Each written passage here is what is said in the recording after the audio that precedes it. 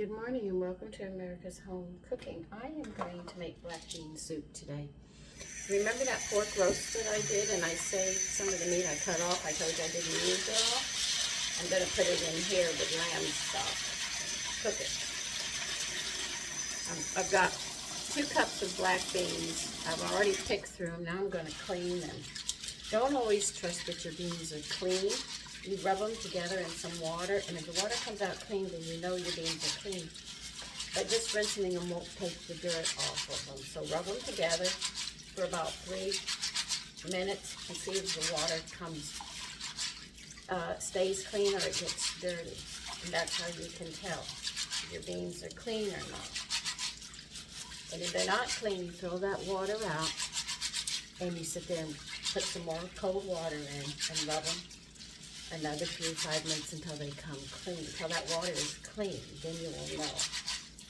These are slightly dirty, but they're not as dirty as they normally are, and that's what I'm doing right now. So this soup that I'm making is a little different. It's going to have different flavors in it.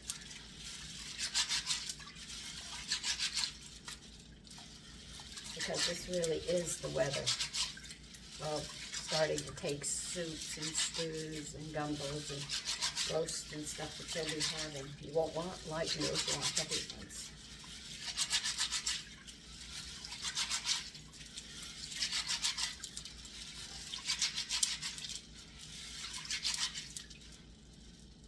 Now this water is getting dirty, so these beans were dirty.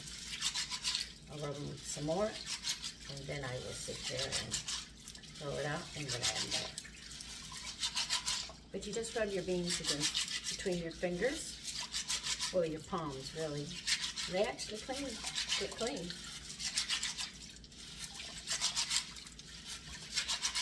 Now, some companies you buy beans from, when you look through them, you don't have to pick through them. But there are other ones you do have to pick through to make sure you get the stones and stuff off of them. See, this water is dirty.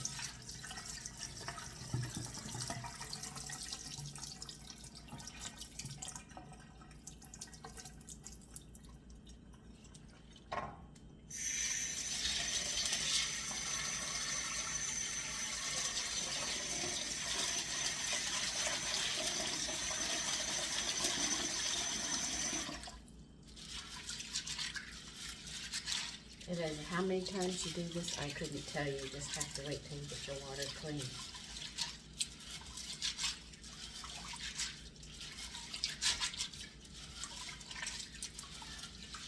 Now, I know a lot of us seem to make the same dishes and stuff, but the older generation, we were taught to do these things, so they sort of overlap from the new generation. The new generation doesn't do a lot of things that we do. But just in case things ever get hard and you have to learn, you're going to have to know these skills. You might not be able to buy everything that you want instantly. And our parents always told us, don't get comfortable, because you never know. That's why when we went to the hunting camp, I had to learn other things.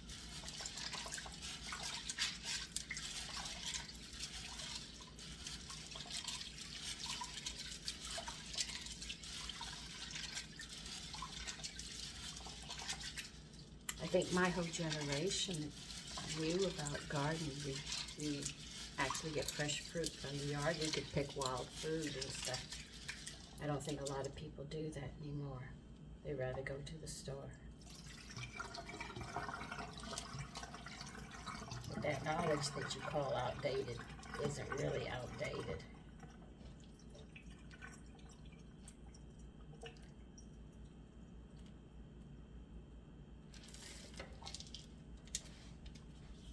They're clean.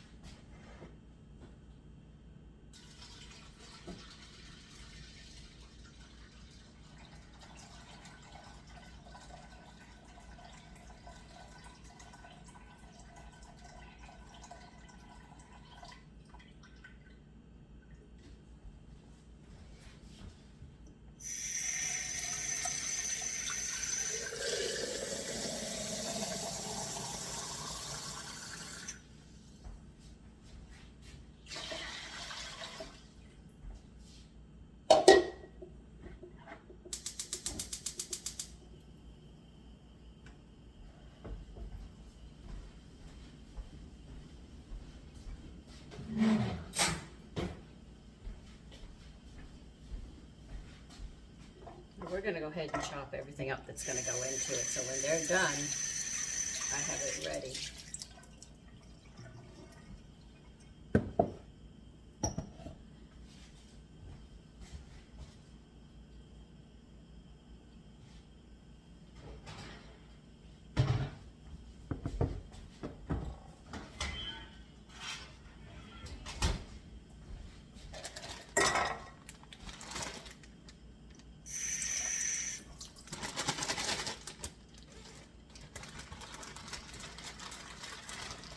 I froze all this meat.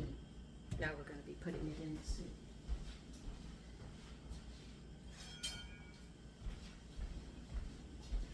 You can go back and see the roast if you want to see the roast that I made.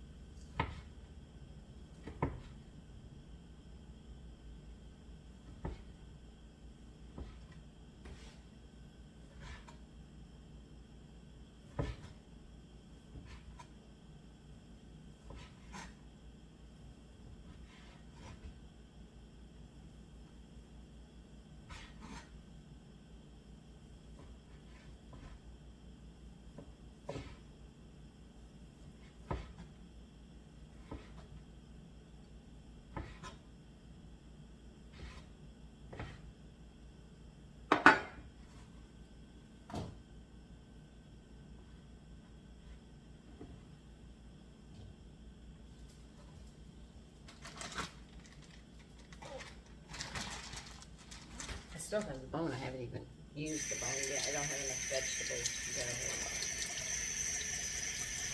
And this, after I get the soup going, I'm going to make a hamburger quiche. And that we will be eating today for dinner.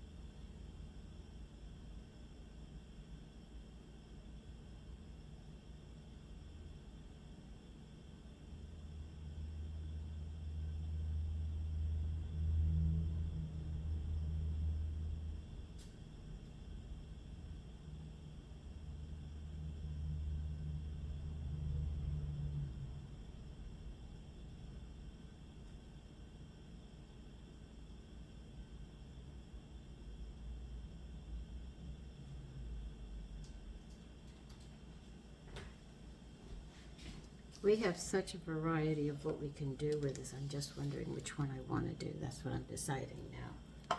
Because when you do beans, you can sit there and just change it around. I had bones, but I didn't want to give them the bones. But the meat's already cooked, so I'll add it when the beans are almost done. Or at least partially done. So I'm going to I want to see what else I can put in this.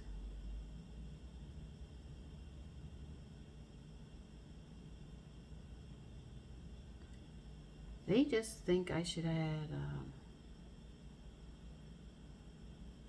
onion. Wow. We'll see how that goes.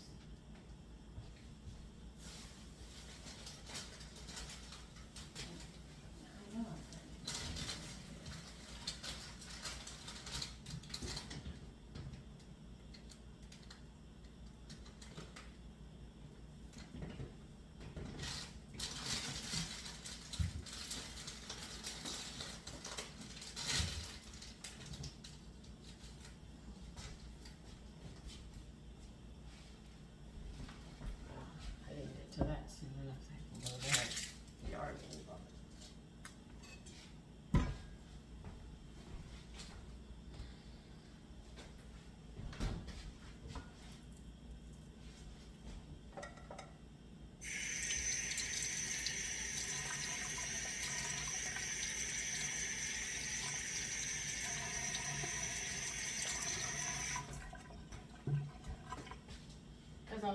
be in the same pot. I'm not going to worry about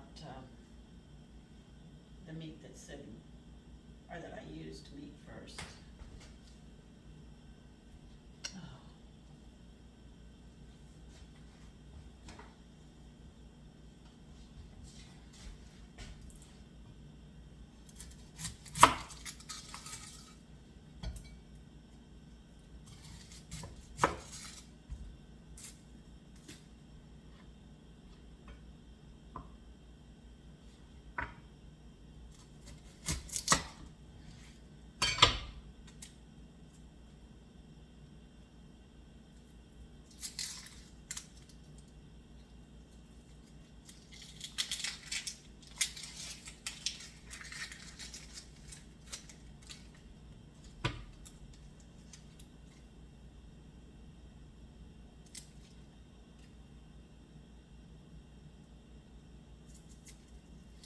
The skin closest to the skin, you should take off, because if you look at it, it's starting to change over to an outer skin, which is tough.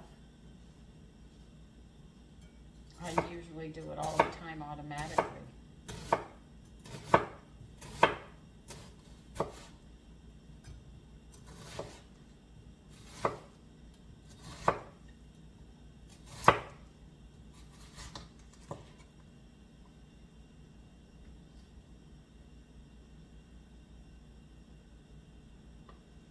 The flavors are so rich when you use stocks and stuff. And the thing is you really don't have to buy them. You have everything in the house, which is very, very interesting.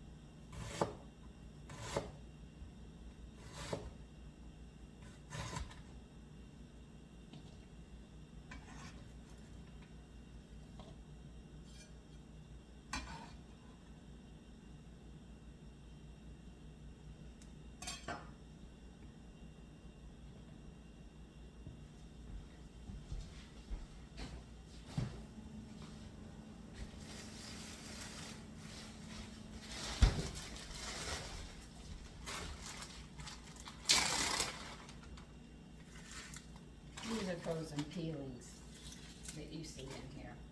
When this bag gets really packed, I'll take that pork bone out from the roast, put it in my slow cooker with these vegetables with water and let it cook 24 hours on slow.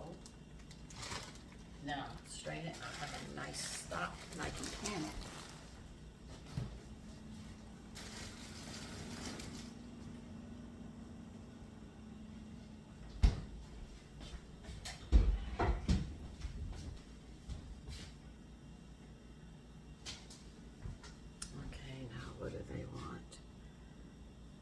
Okay, they want a half a teaspoon of black pepper.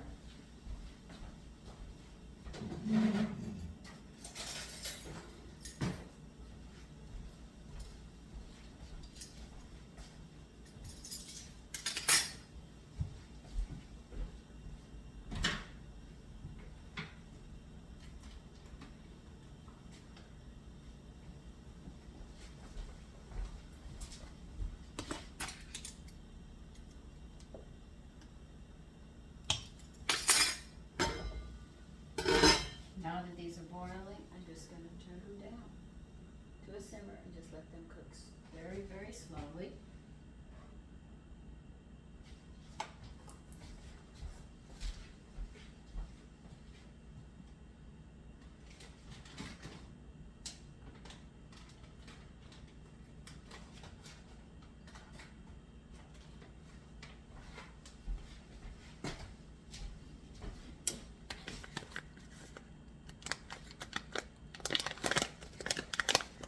and a half a teaspoon of summer savory.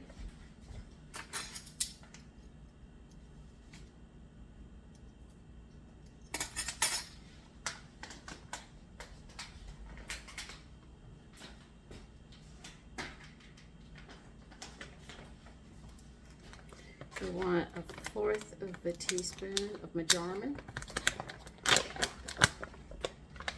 I can never find these in the store, so I am like always having to buy it on Amazon to get it. And we're going to put basil in this too, and a bay leaf.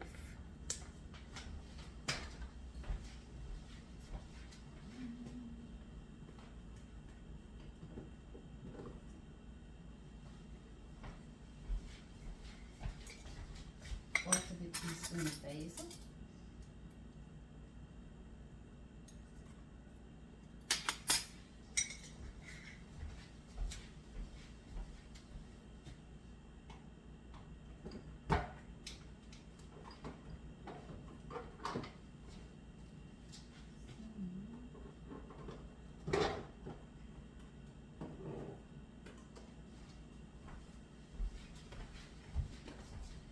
I am going to crumble up a bay leaf.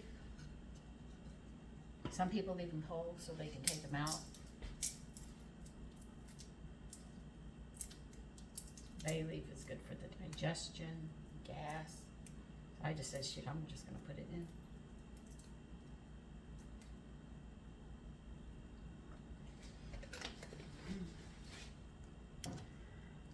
Okay.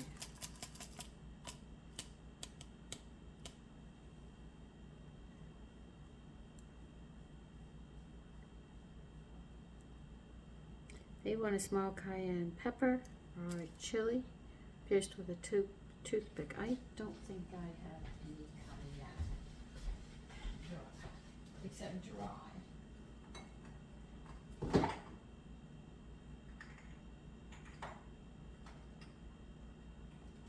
So, because I don't have that, I'll put in a 1/4 of a teaspoon. I mean, literally a 1/4 of a teaspoon of cayenne, and that should just cover it and give it a little bit of heat, but not so much that you're going to scorch your throat.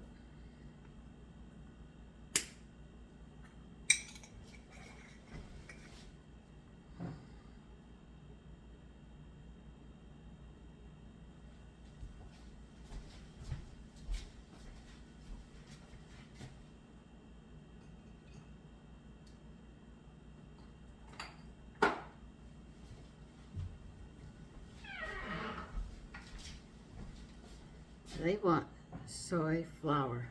Let me see what I have here. Do I have it?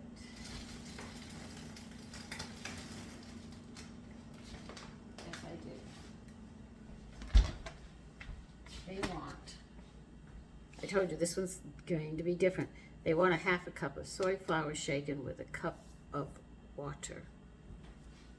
Okay, we'll get one of these jars and do what we have to do.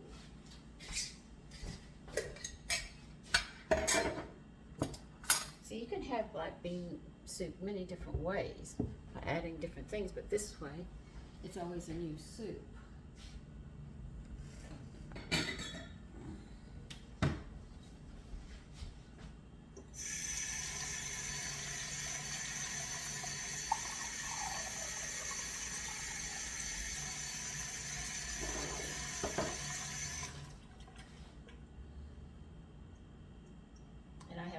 Different soups and chowders and stuff that will be going this winter through. But I have to admit, I do have to pick some beans up. I am just about out of them.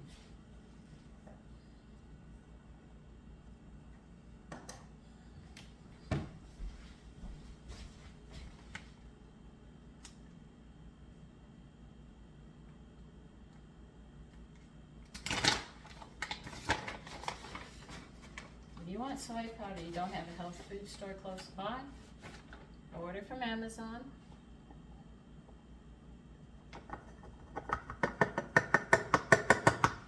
The company that I use here is Olive Nation, and I have no complaints with it. It's very nice. Now, if you don't have soy flour in the house and you have grits, you can add a half a cup of grits to it. Just watch it that it doesn't burn, and that you can add a little extra water because it will absorb it.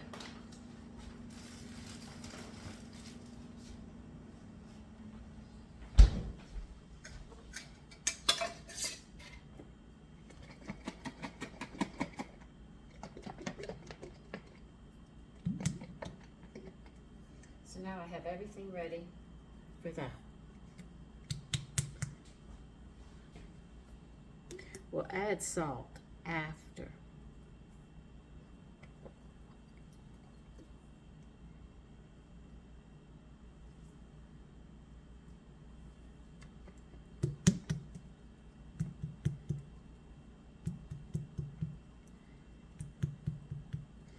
Now when you serve this, you're going to garnish it lightly with chives and some garlic croutons. I have plain croutons. I think are really garlic. I can't remember. But I'm going to be serving it like that. So when you go to fix the plate, the bowl, I mean, sprinkle the green and some croutons. I have some croutons in the freezer. That's where I keep them because I'm not going to eat a whole bunch of them at once. So after I make them and they cool, I put in that. Okay. We got this and this ready. We just have to wait for the beans now. And we have to salt to taste.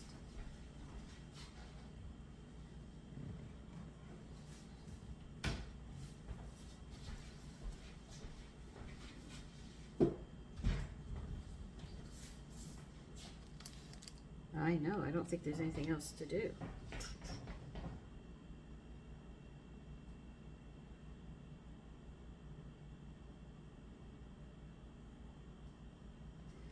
Okay, that's it.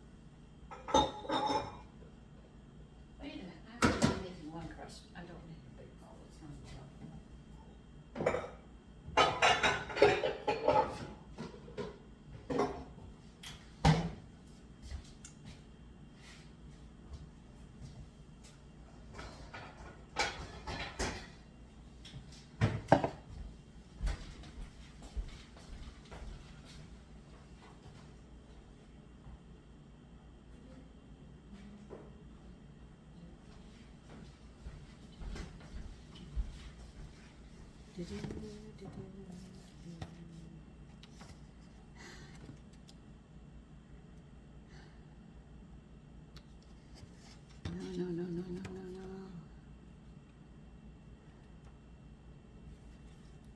See, I'd have to go into, yeah, this is where I need to go.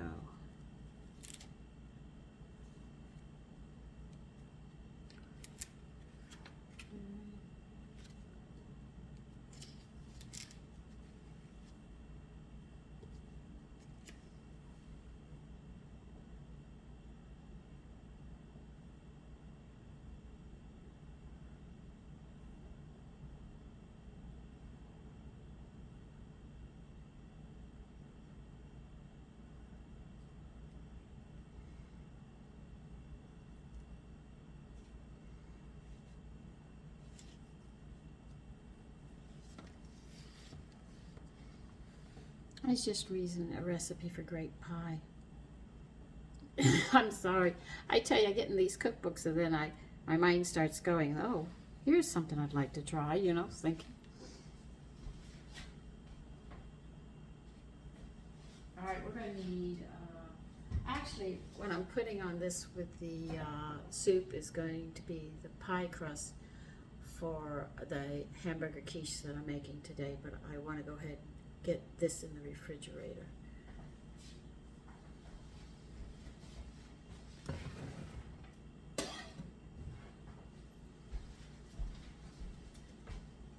You need 1 cup of flour.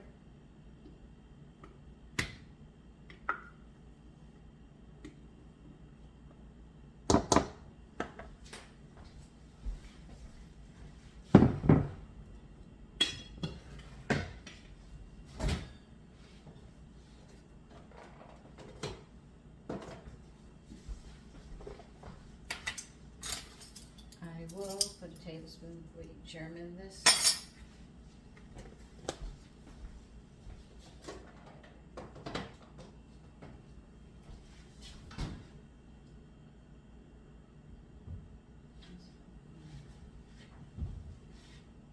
Half a teaspoon of salt.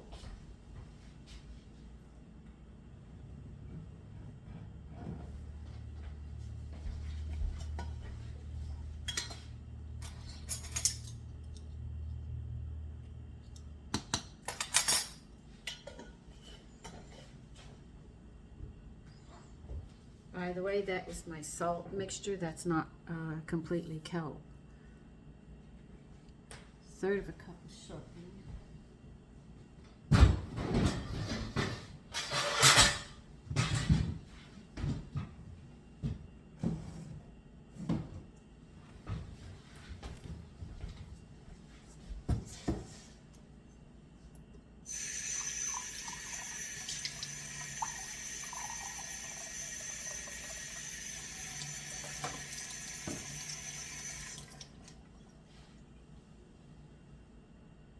How am I going to get a 1/3?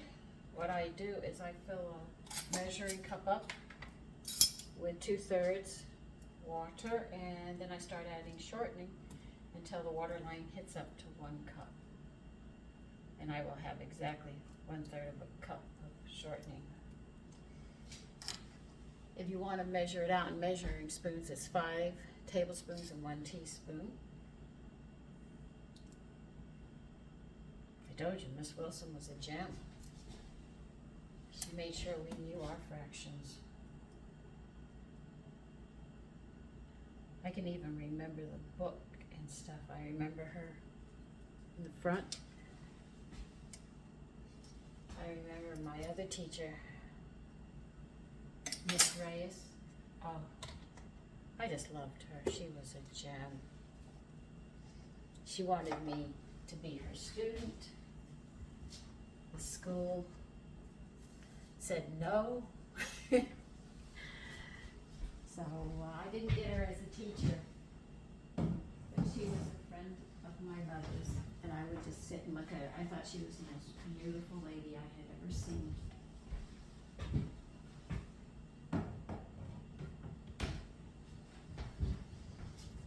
I remember when teachers came to the classroom, she took her hat off and she put that, I'm going to have to go reverse. She put that on the left, was where she put her hat on the desk, right? And she brought her packed lunch like us, and she put that on the right, up in the front. And she'd open her drawer and take out her paper and everything, and behind her she had books that she would tell us what we were going to do.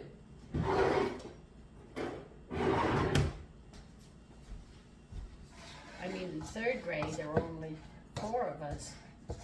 George, Robert, and somebody else. We were the only ones. So they threw us in with the 2nd graders and divided the schoolroom into, well, there were more 2nd graders, so they had more of the classroom than us. But they put us in there, and she put us looking from her desk. We were on the left, and on the right was all the 2nd graders. And she took care of us. And then we'd go play and come back. And after eating lunch, we would play, and then we had to take a nap before we could continue. So we had to take a towel to school.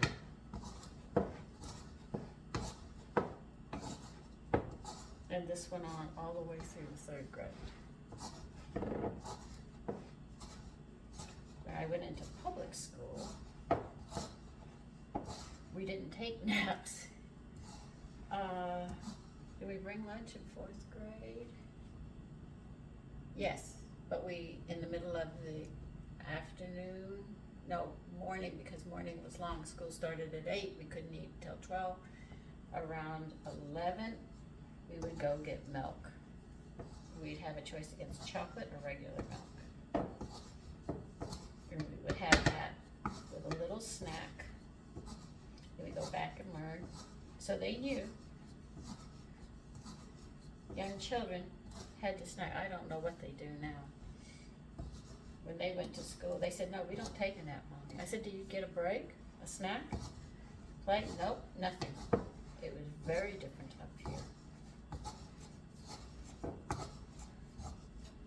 To me, it was the most foreign thing because I was going to buy blankets so they could lay out on them and everything else. And they said, no, no, no, it's not that way here.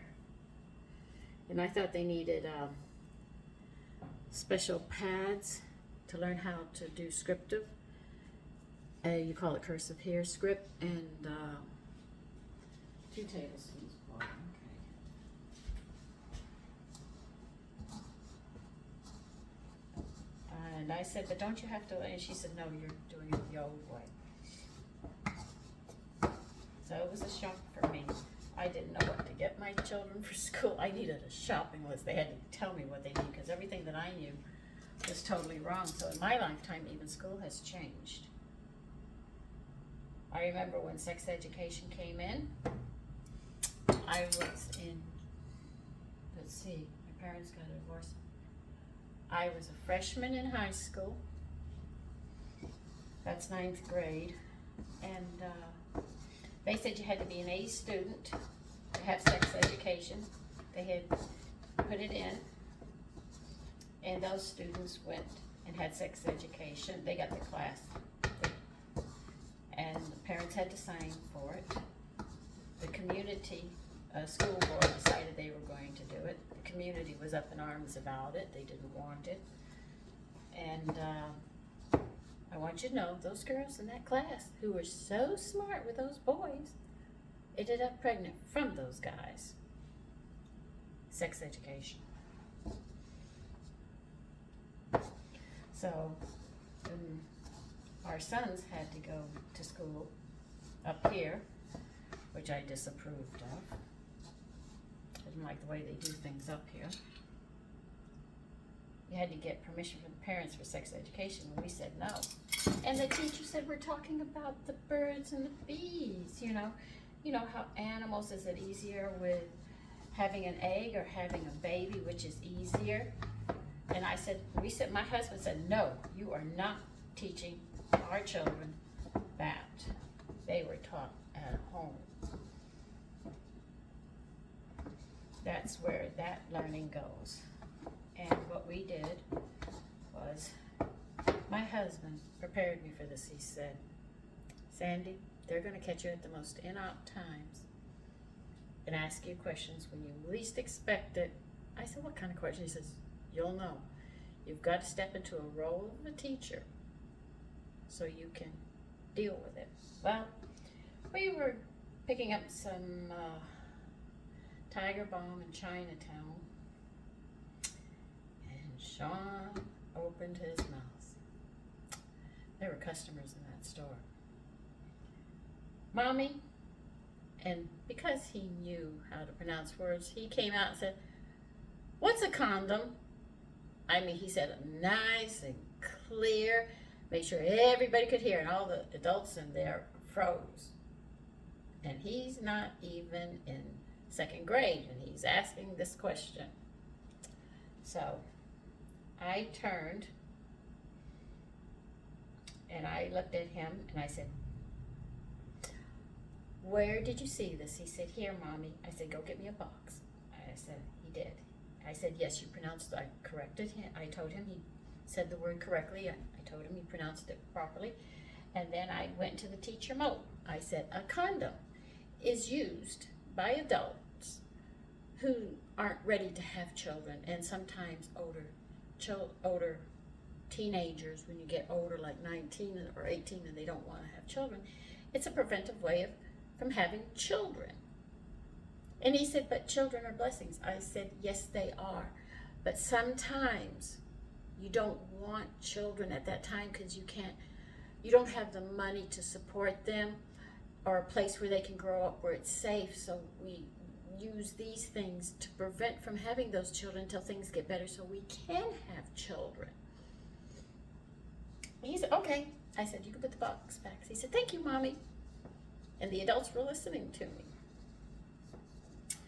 He caught me at another time. Sean really was very good at catching me at the most in-op times, you know. Just like when I was breastfeeding, he wanted to know why. I said, well, babies' stomachs can't handle things like we eat. So God fixed it to where these breasts produce milk to feed the baby so the baby can sit there until its digestive system gets up and can handle the food that we eat. So I eat the food and my body breaks it down and puts it in a milk form so the baby can have it until the baby can handle it.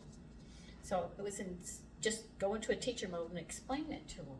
And he caught me at paddock mark, very, very busy with adults. And he said, Mommy, what's sex? That was really really put me in a bind at that point, because I was in the middle of, where was I? I think I was in the pasta aisle. I can't even remember because the store has changed. And I'm getting ready to wrap this in saran wrap. And I told him, sex is mating like you see with the birds. That's how we keep the population going. You know how we eat the animals and stuff? Well, if we eat them and they don't reproduce, we don't have food. Well, if all the humans die off and we don't reproduce, the same thing happens. But sex is done between a husband and wife, and it's a way of expressing love to them, to each other, how much they love each other. And he said, okay, Mommy, that was it. So I learned. The children are going to catch it at the most in-op time.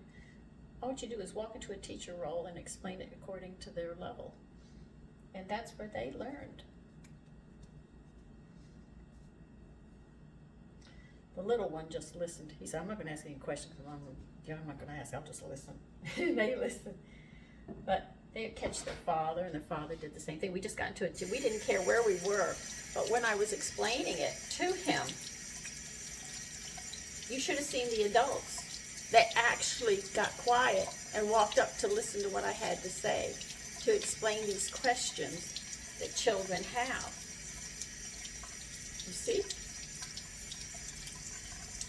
If it was explained more simple like that in nature, I think if parents took the roles that they were supposed to do instead of giving it to the school in that area, we'd be doing a lot better than what we are now, because they're teaching at a very young age things they shouldn't. But my husband and I took our foot and we put it down and said, you are not teaching our children this. So they had to take them out of the classroom. Every time that subject came up, every day, they had to leave the classroom. Every other parent signed consent, but I did not. My husband would not. You could not get us to budge. The principal tried moving us and said, no, that belongs in the home, and that's the parent's job. Just like it's the church's job to give us our faith, teach us. But if the church people don't believe in faith of God, they can't teach something they don't believe in. And the only reason we get embarrassed, people get embarrassed about talking about sex because it's a very intimate thing. But children are going to ask, you know, so we have to answer.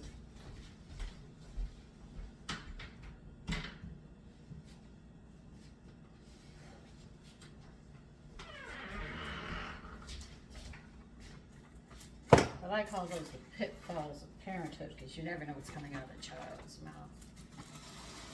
My little brother went up to my mother and said, where do I come from?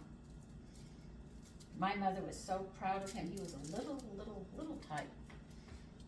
And she tried to explain sex to him.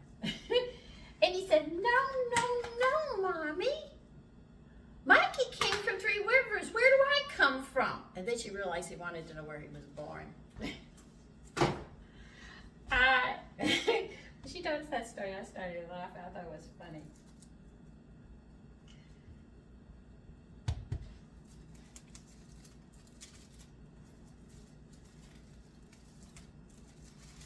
For all you young parents, you have no idea what you're in for. Okay.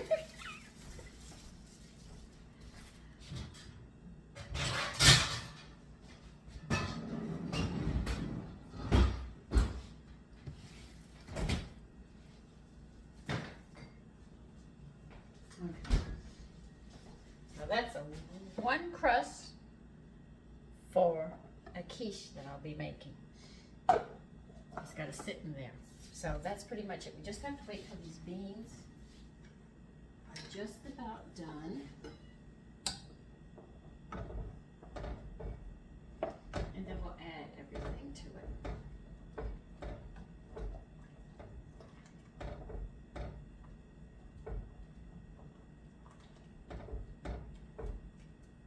I wonder if blowing on these beans and skin beans are done. I know I do that with pinto beans. That's how we do it. Anyway, I'll see you after a bit. The beans are almost done, so I'm going to put all the vegetables and seasonings in, but I'm holding back on the soy flour and water. So I'm going to turn this up because I'm going to be adding these.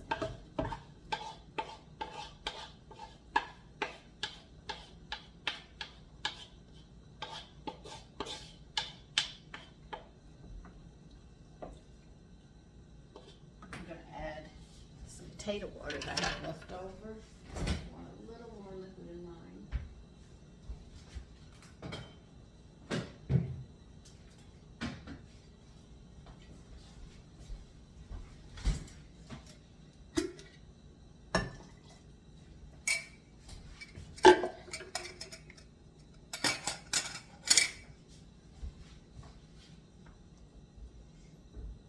This smells really good. Just by changing everything around, you get a different flavor.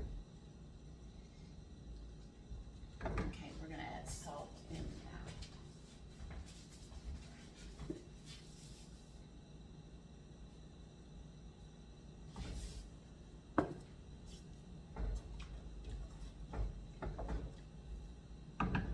Let that finish cooking. We'll get ready for the other stuff. Let me see, what am I going to need for this hamburger quiche?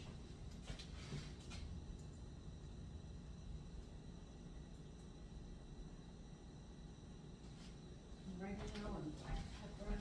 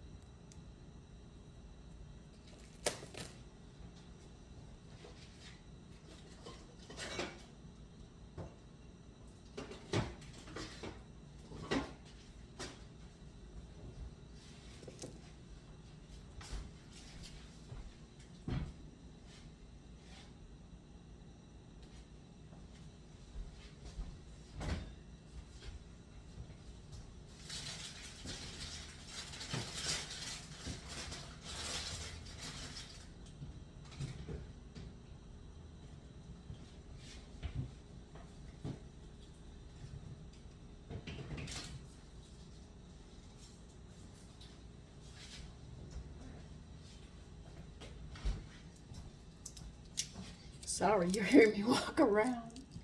Okay, I tested it. I had to add some more salt.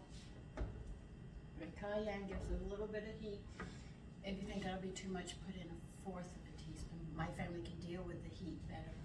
Now I'm gonna put in this mixture of water and soy. The beans are just at the point I'm done, but I know I'm gonna have to heat this up again later when I go fix the packed lunch.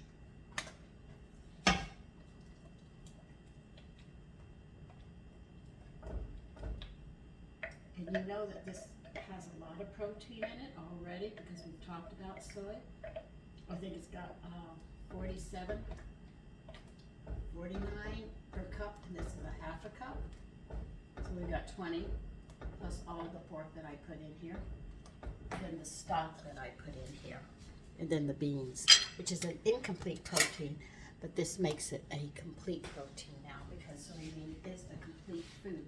So if you just want to have soup, you could serve it with some bread and butter, whole wheat toast if you wish. But they say to put croutons on this. I'm going to get my croutons out of the freezer so I can smash them.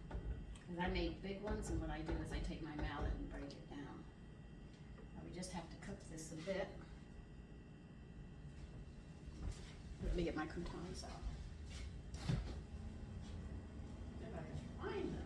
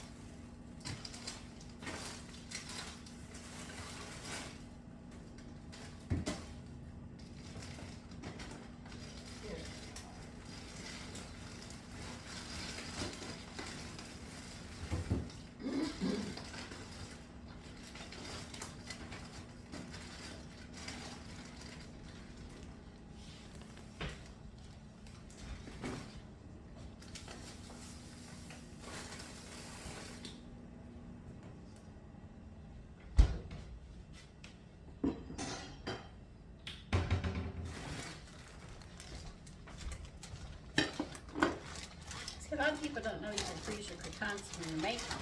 So I freeze mine. And then I just take them out when I need them, let them defrost, and crunch them up as I need them.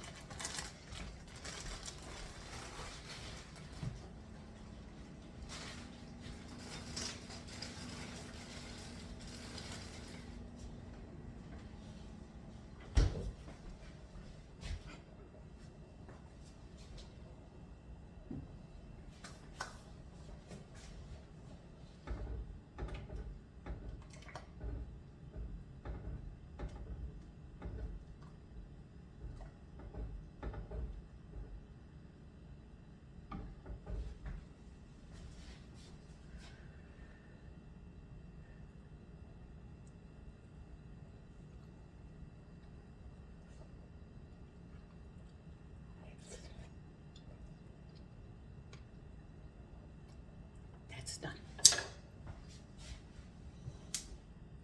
When I go to heat it up and put it in the thermos, I'll show you how I do it. That's done.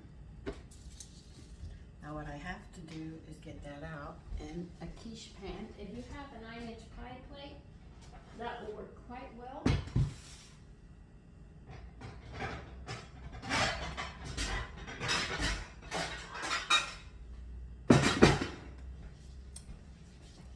Let's stop this video, though I've made one crust on it, and the quiche will be coming in the next video.